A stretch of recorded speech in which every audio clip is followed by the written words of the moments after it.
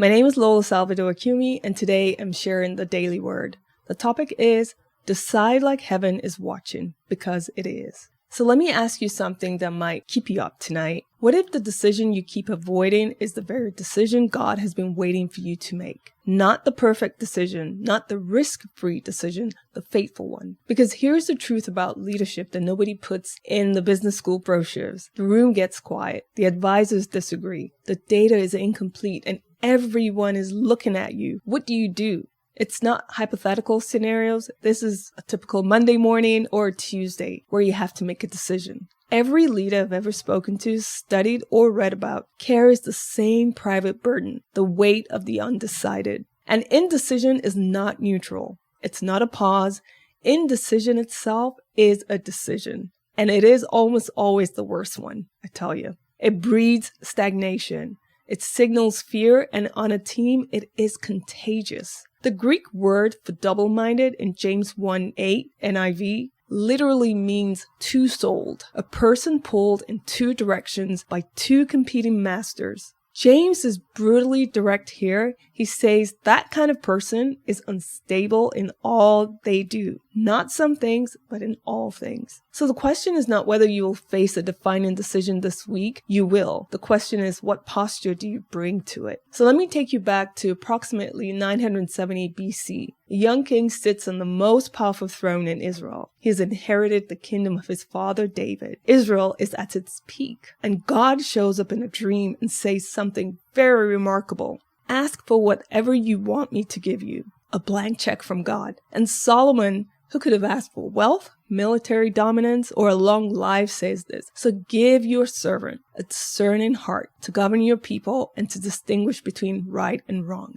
For who is able to govern this great people of yours? 1 Kings 3:9 NIV. Now catch this in the Hebrew. The phrase discerning heart, it means a listening heart, not a smart heart, not a strategic heart, a listening heart. Solomon understood something that most modern leaders miss. That's the capacity to decide well. Begins not with information gathering, but with posture. He humbled himself before the weight of the assignment and asked for the ability to hear clearly. God was so moved by that request that he gave Solomon everything he did not ask for as well. So the leader who asks rightly receives abundantly. Now here's where it gets practical. Joshua is about to lead an entire nation into contested territory. No Google Maps, no military intelligence report, and Moses, the only leader he's ever known, is dead. And God says to him, be strong and courageous. Do not be afraid. Do not be discouraged, for the Lord your God will be with you wherever you go. That's Joshua 1:9 NIV. The Hebrew word for be strong here is shazak. It means to fasten, to bind yourself to something. It's not a feeling, it's a choice. God is not saying, wait until you feel ready. He's saying, bind yourself to the truth that I'm with you, and then move. Decisive leadership in the Bible is almost never made from complete information. It's made from complete trust. Joshua did not have a full picture. He had a faithful God. And that combination, clarity of assignment plus confidence in God's presence, is what makes the leader decisive without being reckless. But here are the guardrails, because confidence without surrender is just arrogance with a vision board. Proverbs 3:5-6 NIV says, trust in the Lord with all your heart and lean not on your own understanding. In all your ways, submit to him and he'll make your path straight. The word lean in the Hebrew means to support yourself in something, to put your full body weight on it. And God is saying, do not put your full weight on your own reasoning, not because your mind is bad, but because your mind is limited. Every leader's blind spot is the thing they are most confident they can see clearly. The invitation here is not to think less, it is to submit more. Bring your analysis, your experience, your team's input, and then lay it before God and say, straighten what I cannot see, Lord. And then Jesus in the upper room, the night before the cross, surrounded by disciples who are terrified and confused, makes a promise that changes everything for every leader today. But when he, the Spirit of truth, comes, he'll guide you into all the truth.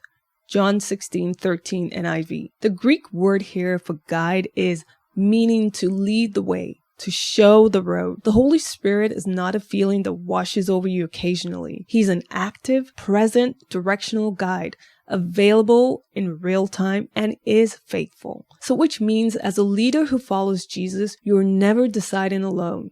You have access to the same Spirit that raised Christ from the dead. And He's willing to guide you into truth before you send that email, before you sign that contract, or before you make that next hire. So the question is not whether the guide is available. The question is whether you are listening. So here's what I want to leave you with today. The next time you face a decision, and it will be soon, I promise, I want you to bring 3 things. 1, a listening heart like Solomon. Go to God first, not as a last resort, first. 2, abound courage like Joshua. Fasten yourself to the truth that God is with you. And then move forward, not when fear disappears, but move while it's still there. 3, a surrendered mind like Proverbs demands. Do the work, use your gifts, and then hold your conclusions loosely before God.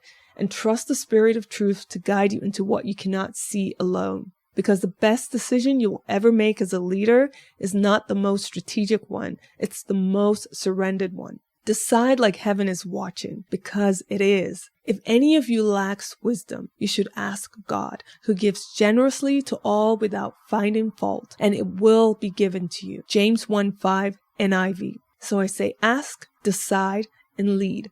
I pray that the daily word today was a blessing to you. If you would like to partner with Church for Entrepreneurs, go to churchforentrepreneurs.com/partner. If you would like to join our online community, go to churchforentrepreneurs.com. Have a blessed rest of your day.